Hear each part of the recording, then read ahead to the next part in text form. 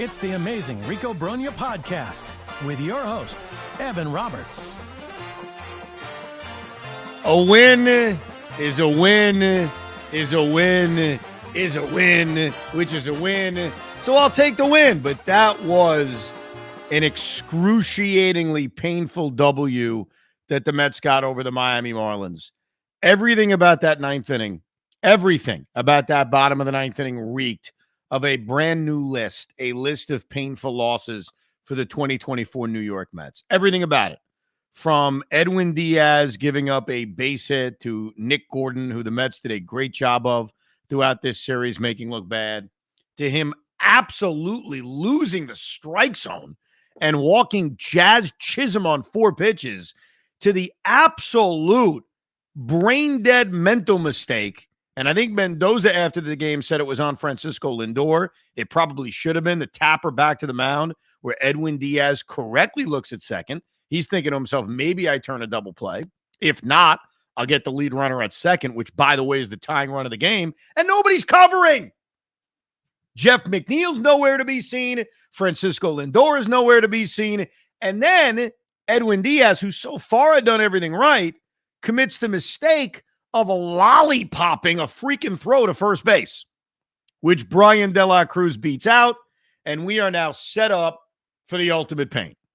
We are set up for a brand new number one loss in terms of pain from the 2024 season. Luckily, we've been on a nice run. I don't want to jinx this as I knock on wood. We've been on a very good run where the Mets haven't had that many horrific losses in a while. It's been over a month. But this was all set up to be a horrific loss. But kudos to two people in terms of surviving this. Number one, let's give credit to Jeff McNeil. I know that is very difficult for a lot of Met fans to do, but we got to call like we see it. Jeff McNeil not only was an offensive fire plug in this series, pretty much responsible for the 2 wins the Mets got, but the defensive play he made against Josh Bell, which could have been a disaster, made a nice pick on a hard-hit ground ball. He was thinking about going to second base, and again, trying to turn an inning or a game-ending double play. He bobbles the baseball. And as that ball is bobbling out of his hand, I had visions of him never gripping it, Bell beating it out, and here come the Marlins with the bases loaded, 1 out, down by 2. But instead, credit to McNeil, he recovers from it. He makes the throw to first base. They get the second out. And then we give credit back to Edwin Diaz. Look, Edwin Diaz did not make it easy. He brought a lot of this upon himself with the 4-pitch walk to Jazz Chisholm, with the lollipop throw on the Brian De La Cruz, little tapper back to the mound. But he showed guts. He showed a little bit of balls. And he was able to get Jake Berger to pop out the second base. And the New York Mets survive a game that was very, very important to take. Very important to take. The Mets have done a terrible job against the Marlins this season. They are 5-5 against them in the 10 head-to-head battles. And every game's been close. It's not like there's been many what's the word I'm looking for? Many, what's it called? Like one-sided games. That's what I'm looking for. Brain's a little fried late on a Monday night as we record this. There hasn't been a lot of one-sided games. They've been very, very close. But they needed to find a way to win this game. They could not lose 3 out of 4 to Miami, especially with the stretch of games they have coming up, which we'll get into as the pod rolls on. But Edwin Diaz, who has now saved 5 out of his last 6 games, 6 out of his last 7 games, he doesn't make it easy. But even after the self-inflicted blows of the lollipop throw to first base, the 4-pitch walk to Jazz Chisholm, he gets the 2 big outs when he needs to. And the Mets secure a much needed 6-4 victory over the Miami Marlins. Now let's get back to Jeff McNeil. I am not ready. Maybe you guys are ready to say, hey, Jeff McNeil may be back. Jeff McNeil may have figured things out. What we've seen from Jeff McNeil over the last couple of games is a hot streak with power, which in the past, it's funny with him, when he tends to hit home runs, that usually is a bad sign because you don't want Jeff McNeil necessarily swinging for the fences. But he's been through this extensive batting slump that really goes back to 2023. He wins the batting title in 22. He has a terrible year a year ago. He's had a terrible year so far. You know, we had Jeff mention, and we talked about this on the last Rico, that maybe the shift has gotten to him. Maybe the strategy of placing the ball where they ain't, the old wee Willie killer strategy. Wee Willie killer, hit a ball where they ain't. Maybe Jeff McNeil has to take a new approach of, I don't know, just hitting the crap out of baseballs. But he's hit the crap out of baseballs. That home run he hit in the second inning was huge for a variety of reasons. Number one, 8th home run of the season, 3rd in his last 3 games that he's played. Gives the Mets a 2-0 lead. And I know you guys want this. I know you bloodthirsty Pete Alonso haters want this. So I'm going to give you what you want. You want to rip Pete Alonso, and I'll do it for you. Because I am not a homer for him. Yes, I may like him. Yes, I may want him back. But I will always call it like it is. In the first inning of this effing game, when you've got 2 on and you've got 1 out. You don't only have 2 on and 1 out. You have 1st and 3rd and 1 out. And Pete Alonso at the plate. I was sitting there in my bedroom. It was just me and my youngest, Spence, who still doesn't really understand much, but he knows who Pete Alonso is. Pete Alonso, Pete Alonso. And I said, Spencey, because I call him Spencey sometimes. I said, Spencey, Pete Alonso better drive this run in.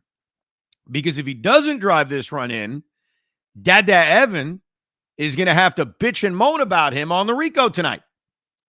Because in the first inning, you've got a chance to set the tone for this game. We talked about this the other day when Pete Alonso came up in a big spot. Remember? Hold on, let me open my scorecard. Yeah, we got Sunday's game. Runner on second, 2 outs. He flies out. We got the game that they won 1-0. Runner on first, 2 outs. He strikes out. But the big one was the opener of this series when he came up with 2 on, with 1 out, and he bounced into that 5-4-3 double play, and it felt like it really set an awful tone for the return from the All-Star break. This felt the same way. I ain't going to lie. You're set up with a Brandon Nimmo infield hit. You're set up with J.D. Martinez, who looks like he's starting to get hot again, which would be huge for this lineup going into this tough stretch of games.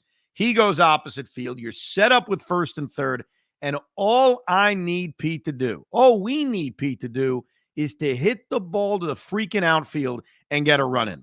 The one thing you can't do is ground into the easiest tailor-made double play you'll see. And we'll get to this a little bit later on. A lot of reaction to our Pete Alonso home run examination from the other day on the Rico. If you missed it, you can download the podcast that we recorded Sunday night after the 3rd game of this series, examining the clutchness or lack thereof of Pete Alonso's home runs. Look, there's no denying he has not had a clutch year. Some of the most basic stats tell you that. Whether it's runners in scoring position, how he's hit with guys on base. It's so bad that even Gary and Keith had a discussion on, hey, do you think this is mental? And Keith Hernandez said it is. That as an RBI producer, you know when you're not driving runs in. And Pete Alonso has 51 RBIs, and I know that's a flawed stat. RBIs is a counting number. It may not be the best way to kind of determine the season a guy is having, but Pete Alonso's had plenty of opportunities to have that number look a little bit different. Have it be 70 or 65 or a number that's more kind of consistent with what he's produced in his career. And Pete gave you that frustration on Monday night. He grounds into the back-breaking double play in the first inning, and then what does he do in his next at-bat? He rips a base hit to right field with 1 out and nobody on. And it's tough to be mad at it because you want him to get on base in the 3rd inning of a 2-1 game. You can't say, screw you. You bounced into a double play in the 1st inning. I don't want you getting a hit in the 3rd inning. But it is frustrating. And look, I trust Keith Hernandez to a degree. He is a borderline Hall of Famer. He is a great baseball player. And when he says, hey, he's thinking about this, I tend to think he's probably right. And I don't know if it's as simple as the contract. I don't know if he's sitting there in late July thinking about the amount of dollars he's lost with the season he's had this season. It may just be more, hey, I'm paid to drive in runs, and Francisco Lindor and Brandon Nimmo have more RBIs than me, which is a fact. Francisco Lindor, after his 2 home runs, which we'll get to in this game, now has as many as Pete Alonso. And who knows? Maybe Pete deep down knows, hey, I'm letting the team down. Now, truthfully, give Pete credit. He gets the base hit in the third inning, doesn't lead to anything, not necessarily his fault. He gets the base hit in the fifth inning, an inning where the Mets should have scored more than they did. So he got on base 3 times, including drawing a walk in the ninth inning. It's not as if he's a mess, but there's no doubt that for whatever reason, when guys are on base, Pete has been coming up small. Now, here's the good news. I do present you some good news. And maybe this is me rationalizing. Fine if you think that. Pete Alonso has been an RBI producer his entire career. If you are so jaded by his struggles this season that you turn that into he never gets a big hit and he never has gotten a big hit and this is just who he is, that's not true. That's what he's doing right now. There's no denying that. But we've seen in his career, he can be a big-time RBI producer. He doesn't fall and come up small in every big spot throughout his entire career. But for whatever reason, this year's been different. Now, Pete comes up small in the first inning.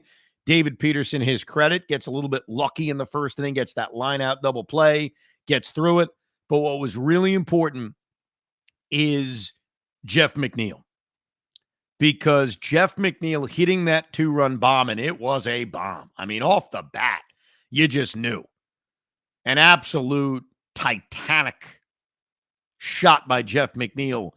It almost makes you forget what happened in the first inning. Gives you a big, deep breath. I think gives David Peterson a deep breath. But again, the Mets had a chance to have a bigger inning because after the McNeil home run, Harrison Bader gets off the snide. He's clean shaven, good for him with a base hit. Francisco Lindor draws a walk. They execute the double steal. And unfortunately, Brandon Nimmo, who has cooled off, strikes out looking.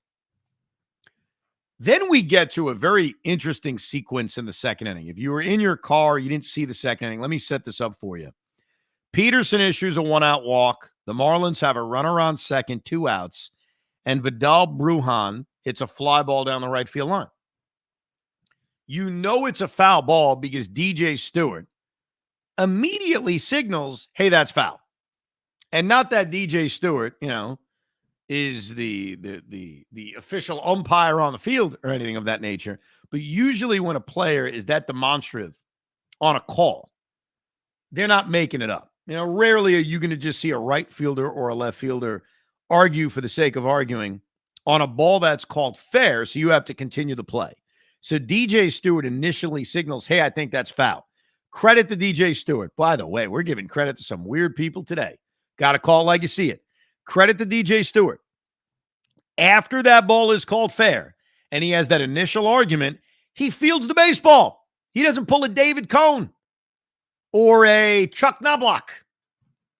He immediately picks it up, makes a perfect throw to Jeff McNeil, who then makes an absolutely splendid relay throw to Jose Iglesias, and Vidal Brujan is thrown out at third base. Now, what I'm annoyed about, and I'm sure you guys are thinking the same thing if you watch this live, was you see DJ signal, hey, it's a foul ball. We never get a replay because this is the third out of the inning. And even after the third out, which I'm happy about, and as I'm about to write down 9-4-5 in my scorecard, I'm saying to the TV, you could challenge this. Now, there's an inherent risk to the challenge. If they overrule it and call it a foul ball, there's a chance Vidal Brujan goes on and hits a 2-run home run, right? There's a chance that the Marlin inning becomes a bigger inning. You have guaranteed the end of the inning without challenging, but you have given up a run. To me, not worth the trade-off. I would have to have the confidence in David Peterson. Okay, I'm ahead of Brujan 0-2. He's the 8th place hitter. I believe that it won't turn out worse than a run scoring and the inning ending. So I'm not sure what happened on that, if they just didn't get the replay quick enough.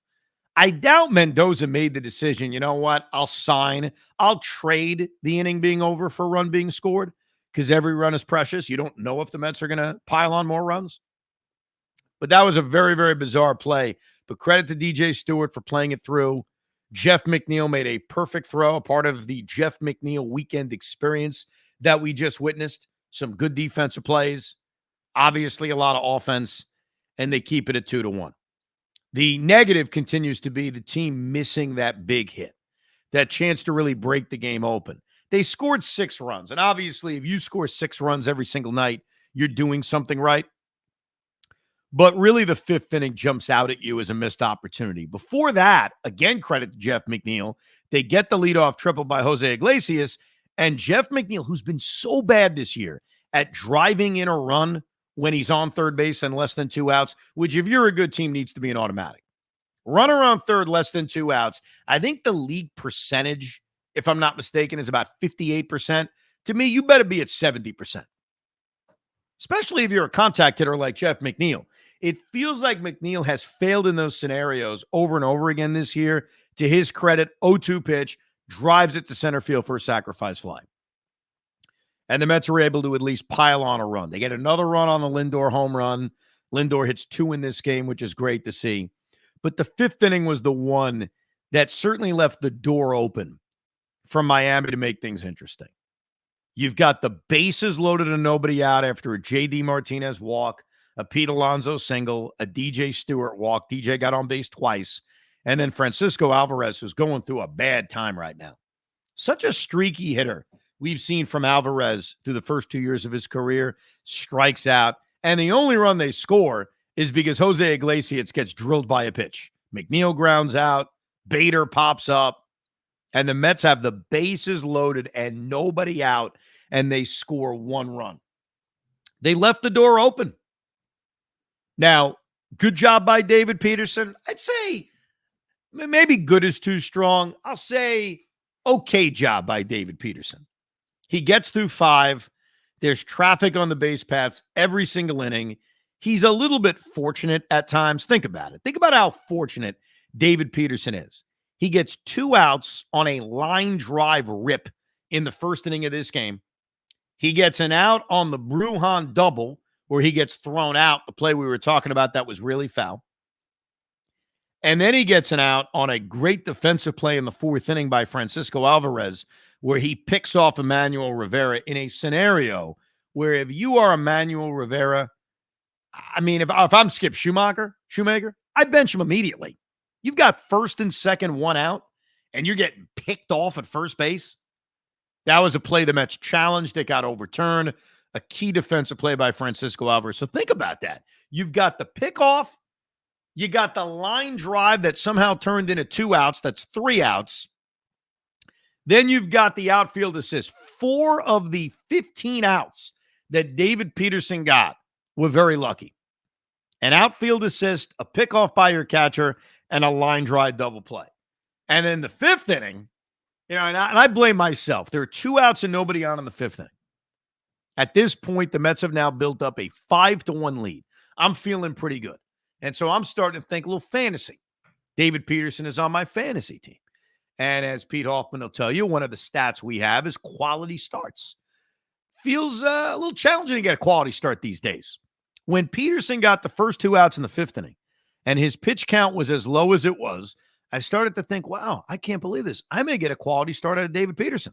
All he's got to do is get 1 more out in the 5th, get me through the 6th inning, don't give up 2 or more runs or 3 or more runs. Wow, I've just stolen a quality start. And as that thought is popping into my head, Josh Bell hits a home run, and then Jake Berger rips a double. And now I'm thinking, can he get through the 5th inning?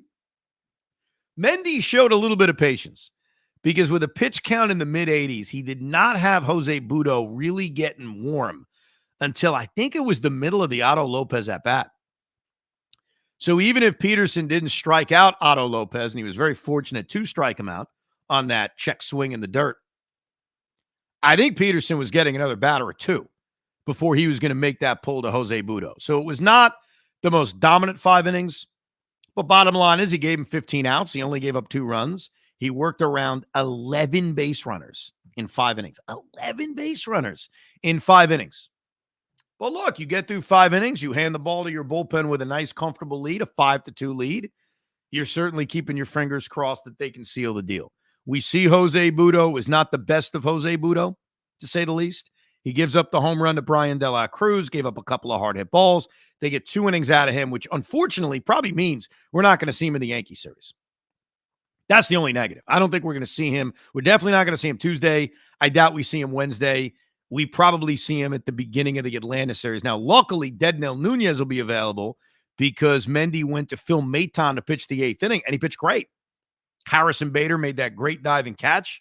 Kudos to him. But Phil Maton, for the most part, outside of a little hiccup in the Colorado game, has pitched well. Am I ready to place him in the circle of trust? Not really.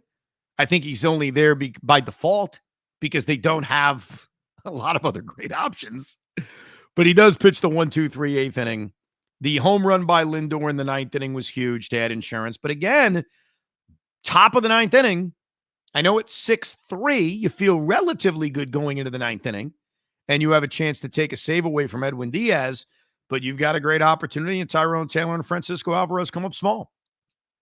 Overall in this game, the trend continued. They did not get big hits. 0 for 7 with runners in scoring position. And if you do the math on what they did in this series, in fact, you want to do it together? All right, here we go. 0 for 7. 0 for 7. 1 for 8. So we're at 1 for 15. 0 for 7. So what are we at? 1 for 22? 1 for 22. And then 1 for 7. So 2 for 29. Did I just do all that math correctly? That math is accurate, yes. Thank you, Pete. 2 for 29 with runners in scoring position in this 4-game series against Miami. Clean it up because the New York Yankees, as badly as they played recently, are not the Miami Marlins. The Atlanta Braves, as many issues as they have, which we'll get to, they are not the Miami Marlins. The Minnesota Twins, not the Miami Marlins. The Angels, close. Point is, you got to clean this up. The Mets have come up small on getting the big hit recently. It almost cost them this series. Look, how do we feel after getting a split against Miami? I don't feel great. This is not the Pittsburgh series or the Washington series. Look, I think when you go on the road, and the Mets spoiled us a little bit this year because they've been a relatively good road team. In fact, Gary Cohen pointed this out on the broadcast, and it's amazing to think about. The Mets haven't lost a road series since they got swept by the Cleveland Guardians, which was all the way back in the middle of May before this turnaround began. Since then, they sweep the Nationals. They win 2 out of 3 against Texas, 2 out of 3 against Chicago, split Washington, split Pittsburgh, and now this. The Marlins are one of those teams that a split is not good enough. Look, you play long road series, it's not easy. Now, I'm not going to look at the Angels in a few weeks and say, boy, you have to win all 3. Or when they go to Colorado, you have to win all 3. It's tough to win on the road. I acknowledge that. And I try to be reasonable with my expectations. But the Miami Marlins are a crappy team. And the Mets, for whatever reason, have had such a difficult time dealing with them. They're 5-5 against the Marlins. And I hope this doesn't turn out to be something we look back on and say, boy, they really blew this by not taking advantage of a team like Miami. And I know we're not going to, because the truth is they only have 3 more games left with them. It's, I think it's in late August they play at Citi Field. So there are no September games we're going to think back on. But you got to beat these bad teams. You got to take advantage of these bad teams. And the Mets were unable to do that in this 4-game series against Miami. Now, let me get to Luis Severino. We didn't get to him on the last Rico. I touched on him a little bit on the Evan and Tiki show on Monday. I do not understand. And I get it. He's friends with some Yankees. He's friends. And they got their little text chat. And we all have text chats. And I talk crap in my text chat. And people talk crap back to me. But I don't necessarily go on the air with everything that was said in a text chat. And sometimes you got to think, what good comes out of saying this publicly that I said to a few guys privately? Does it really benefit me?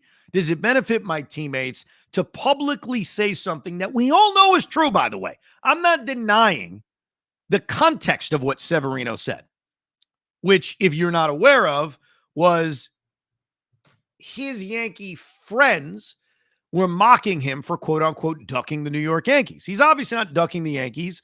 Mendy is playing the matchups. The Yankees have struggled against lefties. He did this the previous series when he threw Peterson and Manaea at the Yanks, and he's doing it again for this 2-game series. So Sevy gets defensive and confirms that what he said to them was, You guys aren't even that good. You've got 2 good hitters.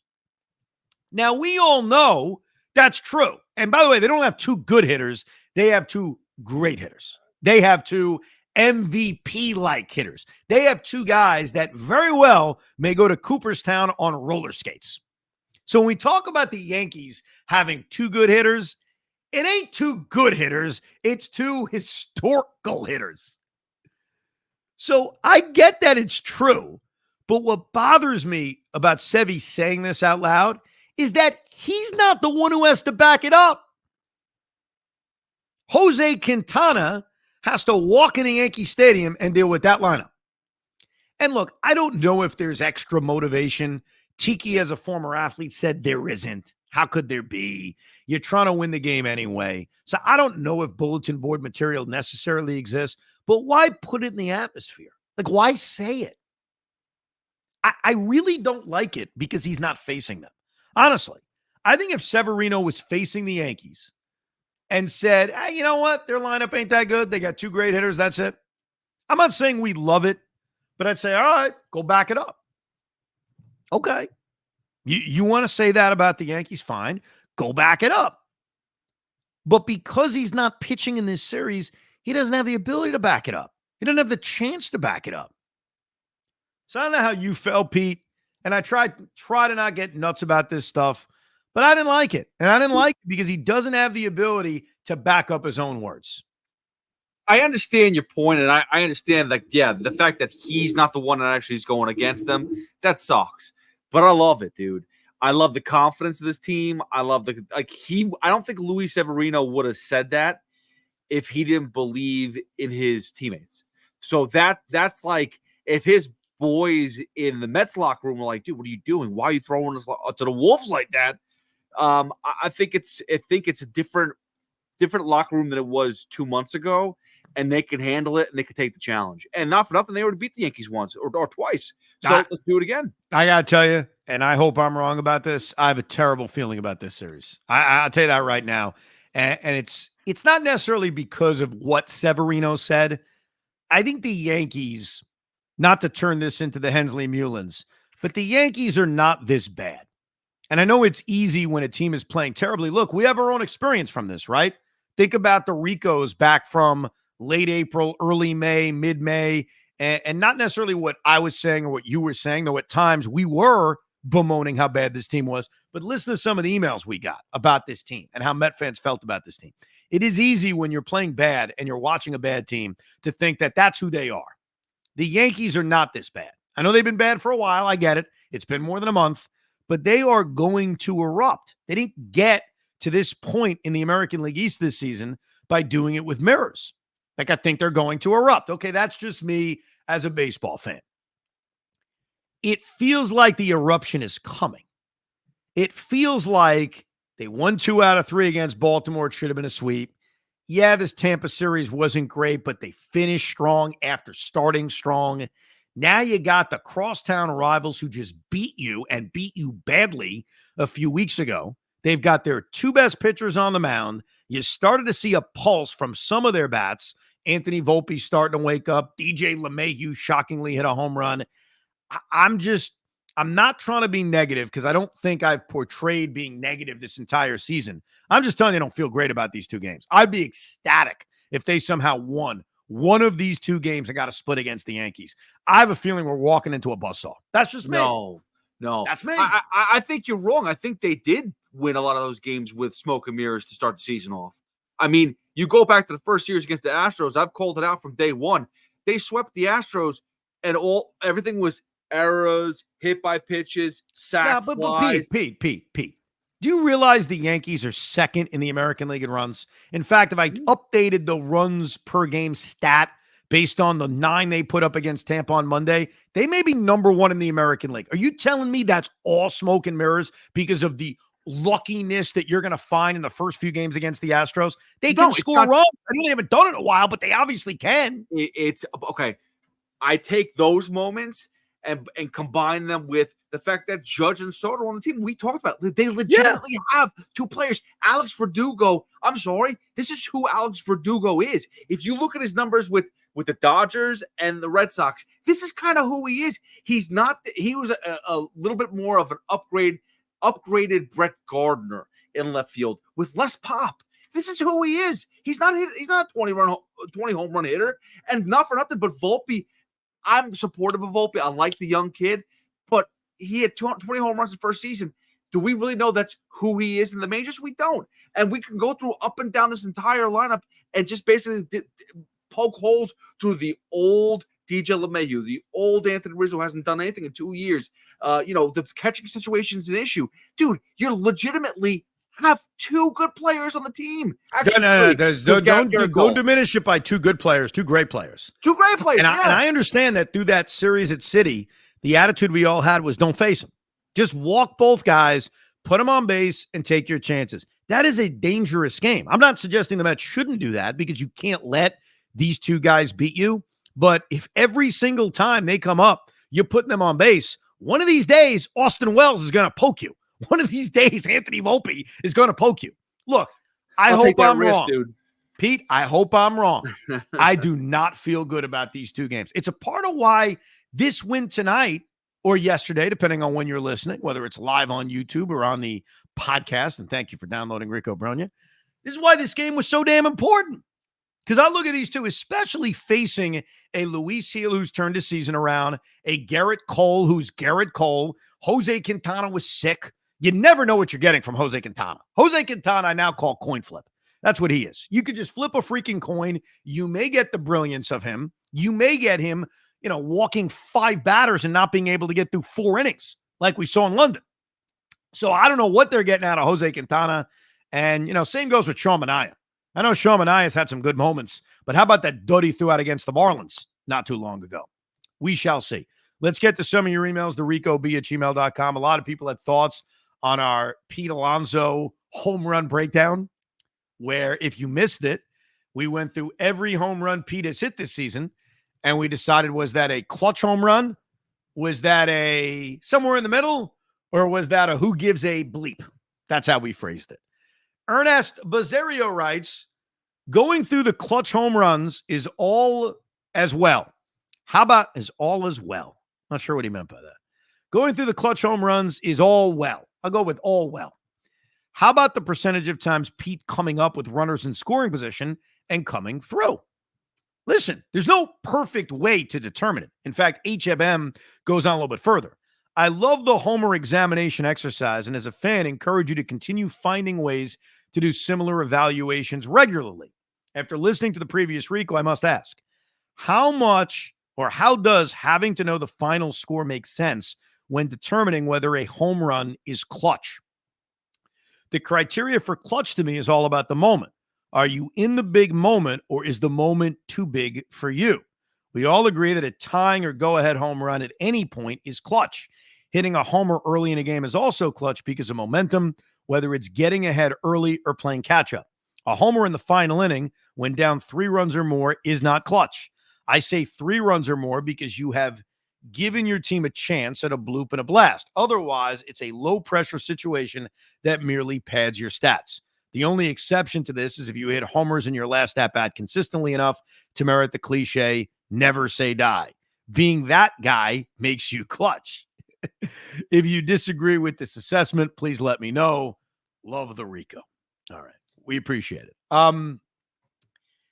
The reason I included the final score of a game, even though, it has no bearing on if in that moment you felt it was clutch or not, is because sometimes a guy will hit a home run late in the game. Take Lindor's home run from this game. Now, granted, the Mets are up by 2 runs, so he hits a home run in the 9th inning to make it a 3-run game. I know that some, especially if Edwin Diaz pitched a brilliant 1-2-3 inning, would argue, who gives a crap? But the truth is, every run matters, especially late in the game, especially when you saw how close Miami made this by getting the tying runs in scoring position. So the reason I brought it up and I added it is because sometimes a home run may feel like a pile-on, but the truth is, You never know if you have enough runs. I admit this. The exercise is flawed.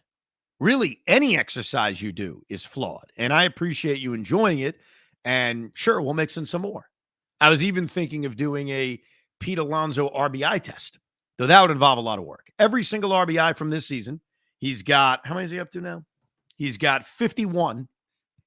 And examining clutch RBI, who gives it SRBI, somewhere in the middle. I may need more time for that. Same thing with the Francisco Lindor home runs if you want to use other players besides Pete. Obviously, there is no perfect way to do it because, one of the suggestions I even heard was just look at his numbers with runners in scoring position. In fact, Fred Solomon wrote this. Let me let Fred read it, and I will give you a retort on why that is even flawed. Fred writes, this is a response to the Pete home run breakdown from the last episode. I think it only tells half the story of his disappointing season. Yes, he's had some clutch home runs, but how many times have we seen him up with runners in scoring position and less than 2 outs, only to see him pop up, ground out, strike out? The point is, he can't even get a home run with a productive out. Sure, a homer would be nice, but just sac flies helps, especially in the first inning when you want to set the tone, and definitely later in the game when you need a big comeback or some insurance. It's not fair to say he's never been clutch this season, but he hasn't been clutch enough. To that point, here is 2024 late and close numbers as of Monday, the 22nd. 140 batting average, 300 on base, 281 slugging, which is almost like impossible, a 581 OPS, 2 home runs, 6 RBIs. That is absolutely unacceptable from your cleanup hitter. At the very least, Mendy needs to move him down to 5th or 6th just to take the pressure off. Mendy was quick to move Lindor and Nimmo around. He needs to show the same urgency with Pete Alonso. So, late and close, I'm not telling you the stat is meaningless, but what I am going to tell you is that any exercise you do, whether it's what we did with home runs, whether it's doing an RBI exercise, whether it's squarely looking at late and close numbers, whether it's looking at runners in scoring position numbers, whether it's looking at runners in scoring position 2-out numbers, they all will have their flaws. There's really no perfect way to determine it. Plus, like Fred points out, he's had clutch moments. Has he had enough clutch moments? And I think we all agree. Like, I didn't present that as a defense for Pete Alonso. You can go back and listen. I said, we're doing an exercise. I'm not doing this because I already know what the answer is. I'm doing this because it'll be interesting to go through it. But I'd be the first to tell you, he hasn't been clutch enough. And I said this on the last Rico. I'll say it again, especially going into a series against the Yankees at Yankee Stadium, and then an even bigger series against the Atlanta Braves, which it is. It is a bigger series. I mean, if you want to argue that, then you have the emotional capabilities of a 9-year-old. That's the honest truth. If you think the Yankee series matters more than the Atlanta series, then you're a child. The way I am. I'm just kidding. The way I used to be. Because the only reason you would think the Yankee series is more important than the Atlanta series is because you want to say nanny, nanny, poo-poo to your friend who happens to be a Yankee fan. But the reality is, when you look at the state of the wild card race and the fact that the Atlanta Braves have their issues, that series is more important. But I digress. Pete Alonso needs to be better. No question. He needs to be more clutch. When he comes up with first and third, 1 out in the first inning, he needs to be better. Would I drop him out of the cleanup spot? Okay, so here's my issue with that.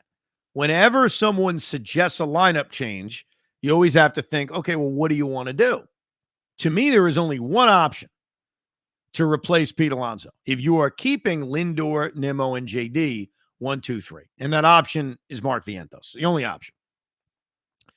Are we ready to take a young player that has had some success, but granted it's been a couple of short months, and just immediately say, you're the cleanup hitter? I don't know if I'm ready to do that.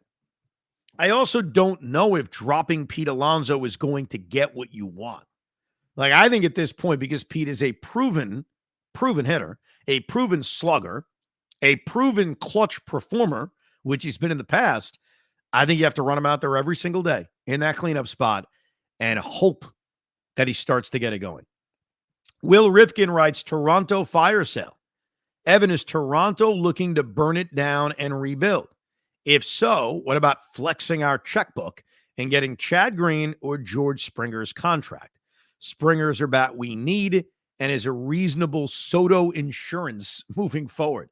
George Springer's had a very strange season in that he got off to this awful start where he looked like he was cooked.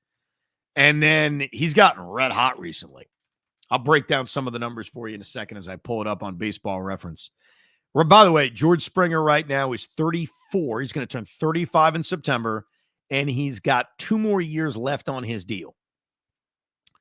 So far this season, his numbers are still crappy, but they've been a lot better. He's up to 231, 13 home runs, 40 RBIs, 711 OPS.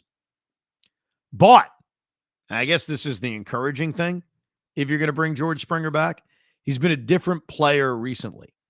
In the last, let's break it down by month for you. By the way, he's been terrible against lefties, which, take it for what it's worth. In the first half of the season, 225, 676 OPS. April, 211, 622 OPS.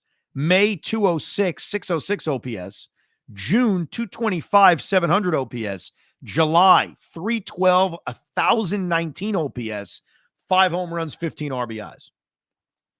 I think the problem with bringing in that contract is how much does he have left? Forget about just this season, but the year after and the year after that.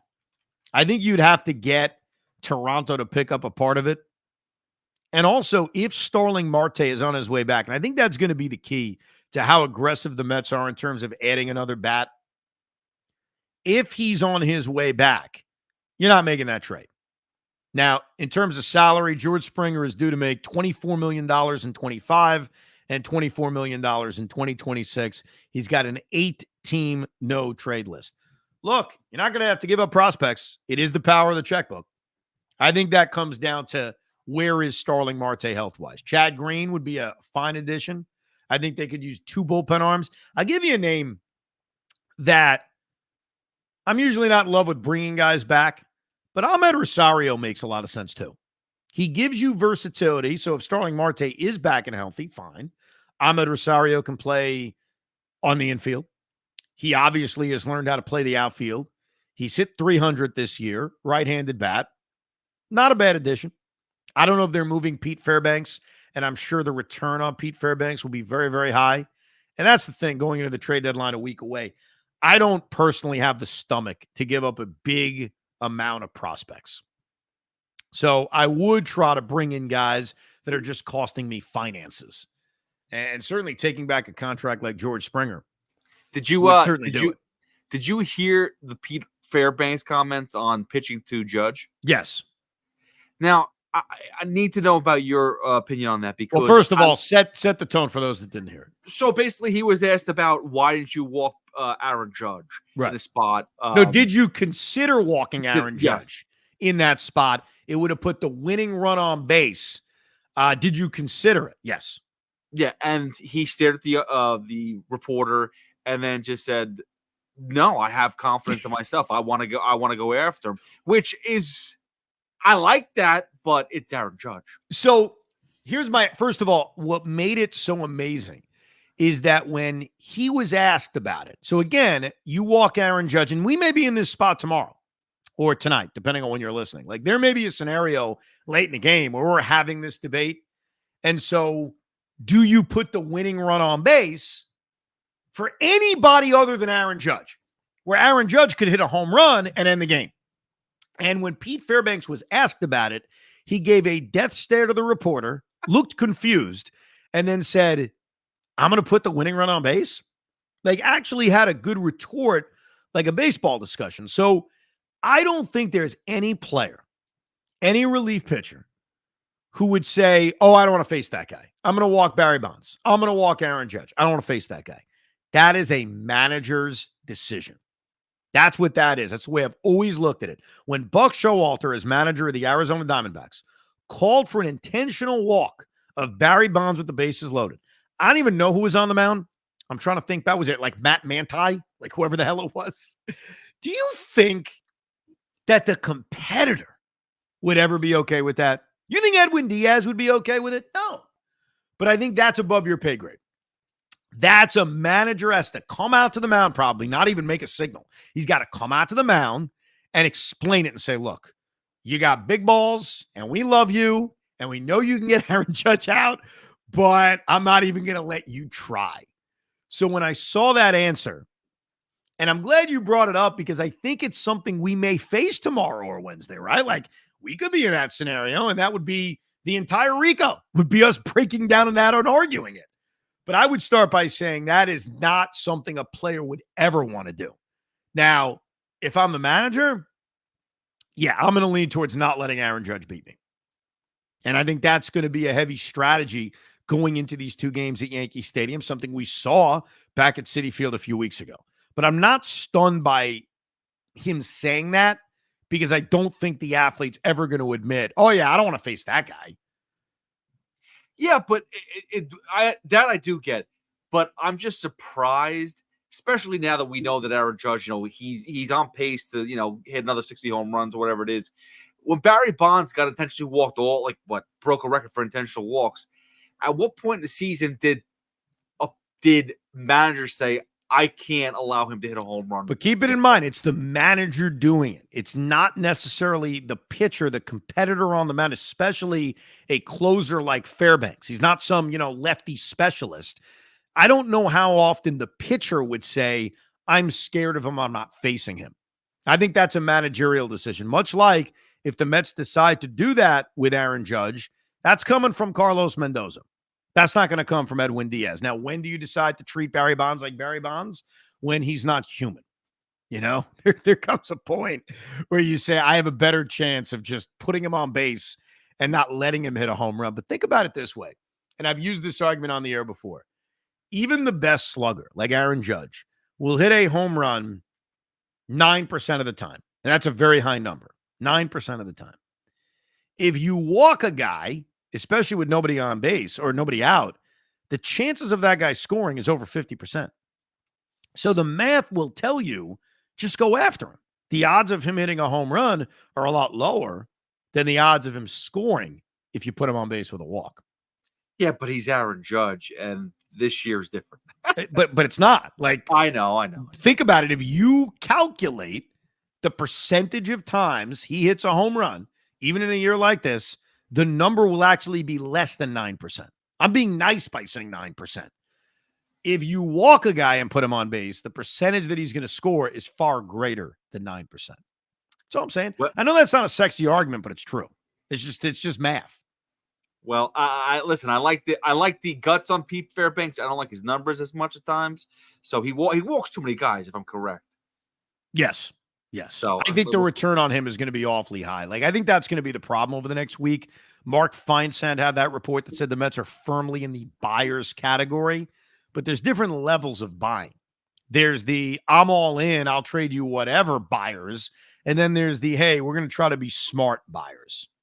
That's, I think, what we're talking about. One last email from Kendrick. Trade deadline approaching.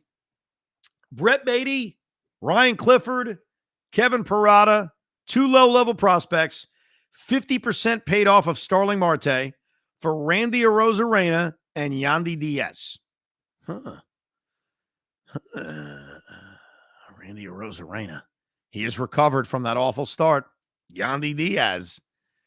I don't love giving up Ryan Clifford. I'll be okay with Parada and Beatty. I don't know if that's getting it done, though, for Arozarena and Yandy Diaz. How much control is for Arozarena? I think he's got years, right? You know what? Let me look that up before I start spouting. I'm going to guess he's got 2 years of control, but now I've got to look it up to confirm it. Randy. All right. By the way, how good would a Randy Arozarena look holding that OMG sign? He'd be perfect, right? Arozarena, I was correct, has 2 years left of control. Arbitration in 25, arbitration in 26, and he's a free agent at age 32. So you got 2 more years of control with him. As far as Yandy Diaz is concerned, Yandy signed a 3-year, $24 million contract. So the Mets would get 2 years of control with him. It would be $10 million in 25 a club option at $12 million in 26, and then he's a free agent. So you'd be acquiring two guys with 2 years of control. I just don't think it's enough. That'd be my first reaction. I'd hate to give up Ryan Clifford, but look, you got to give up something to get something, and you'd be getting two guys that you'd be sticking into the everyday lineup immediately. A Rosarena in the prime of his career. Yandy, hell of a player too. Kendrick goes on to write, as you've coined me as a Pete hater, I'm here to propose a trade and solution for the betterment of our current and future Mets teams. First, let me explain my reasoning. Starling Marte and DJ Stewart are not reliable or good enough to be depended on at this point in time if you're truly going to make a run. I agree with DJ Stewart. Look, Marte can't be relied upon because he isn't healthy. You know, he actually was having not a good defensive year, obviously, but a solid offensive year. And I think he changes the complexion of this lineup if he's in it. But you're right, he's not reliable strictly because of his health. Number two, we have no one behind Pete to give him off days to hit as a DH or get a day or two to get his mind right during slumps. Yandy and Randy are affordable and reasonable for the future. I want to retain Pete after this season, but getting Yandy at first base DH would be great because it's safety if Pete walks. Assuming JD isn't here next year, Yandy and Pete can both stay and play first base DH long term. Randy this year could play right field, but I think in the future he could be in left field, Nimmo center field, and that opens up right field for ... You know, I think he's referring to somebody. So in summary, replace Marte and Stewart with Randy Arozarena, Yandy Diaz, get affordable contracts, replace guys who probably won't be here. More importantly, take some pressure off Pete. I like the idea, I got to tell you, of acquiring those two guys. I just don't know if that's going to be enough. I mean, think about what you're talking about. Yandy Diaz won a batting title last year, right? He's not having as good of a season, but he won a batting title last year. And you've got 2 years of team control on him. Randy Arozarena is I don't want to say he's a star. He certainly has the star quality, and he does have the pizzazz. And I think his numbers, when you see his numbers, like if you're a Yankee fan and you were watching this recent series, you probably looked at his numbers and said, boy, he sucks. But remember where he was not that long ago. So he certainly has turned his season around. But, you know, you look overall at his numbers, he is what he is. He's 780 OPS guy, 25 home runs a year, steal 20 to 25 bases, solid player. I think the Rays would want more. I don't think Brett Beatty's value is as high as it used to be. Kevin Parada, I don't think has immense value around the league. I think Ryan Clifford would. I mean, that's the one top 100 prospect you'd be sending back. But good idea. I like it, Kendrick. Creative. You can send over your trade ideas as well, as we'll explore them as we head towards the trade deadline, the ricob@gmail.com, or you can leave us a voicemail at 725-222-8699. So we got the Subway Series coming up. We will do a drive home Rico after game 1 of this series. We'll do another Rico after game 2 of this series, and we'll have a trade deadline special as we get closer and closer to the 2024 MLB trade deadline. And how about the Braves? How about the Braves making us believe that first wild card spot is doable? St. Louis loses. Mets are a half game behind the Cardinals for the second wild card spot. By the way, the Cardinals make me laugh. I said this on the air, but I don't know if you guys saw this. The Cardinals were doing what appeared to be a Trump celebration. Like they put stuff on their ear and they were doing like the fight with their fist. And I understand. Half the people listening probably hate it. Half the people are like, this is amazing. I love the Cardinals, because that's where we are as society. So the Cardinals are asked about it, and they've already pivoted and made up a fake story like, oh, no, that's not what we meant. Really what we meant is that Burleson used to be a rap star, and we were mocking him. And it's like, come on, guys. We all know what you were doing. Just own it, and own the fact that half the people are going to think that you're the devil, and half the people are going to say, we love the Cardinals. Meanwhile, I'll tell you this. I freaking hate the St. Louis Cardinals. They still haunt me in my sleep from 2006. They could do an Evan Roberts home run celebration. I'd hate their freaking guts. Listen, that you can't say what it is, because look at the Mets. We're still trying to figure out what all that is. It's turning the page. You know it's somebody smacking the butt, but we can't say that. Well, listen, here's what I would ask. Here's what I'd ask the New York Mets. All right, you can smack that ass as much as you want. You can OMG it as much as you want. But please, for the sake of like our sanity, don't have any home run celebration that honors or criticizes either Kamala Harris or Donald Trump. Just don't get us involved. All right, just play baseball because I don't need it. None of us need it. We don't want it. Baseball and our team is the one thing that brings us together. Here's all I know. The Atlanta Braves have something bad going on. Ozzie Albies is out for 8 weeks. They signed Whit Merrifield, Met killer. Remember what he did in London? They signed Whit Merrifield, and as he's taking infield, he injures himself. The Braves are ripe for the taking. And the question is going to be this. Over those 4 games coming up at Citi Field, are the Mets going to take advantage of it? Are the New York Mets, some of those guys certainly remember 2 years ago, a lot of those guys remember 2 years ago, can they take advantage of this moment and this situation? Because the Braves, and this is the first time I've thought this, the math has always said the Mets are in it, but it was very tough to really take it seriously. But when you look at the Max Fried injury, to go along with the others, Acuna, Spencer Strider, Michael Harris was hurt. I mean, they've had so many injuries this season. And now the Albies into Merrifield situation, they're for the taking. Can the New York Mets take advantage of that? Thank you very much for listening, subscribing, and downloading another edition of Rico Brogna. We hope you enjoyed this episode of the Rico Brogna podcast. It's amazing, isn't it? Make sure you download it now to keep it on you at all times.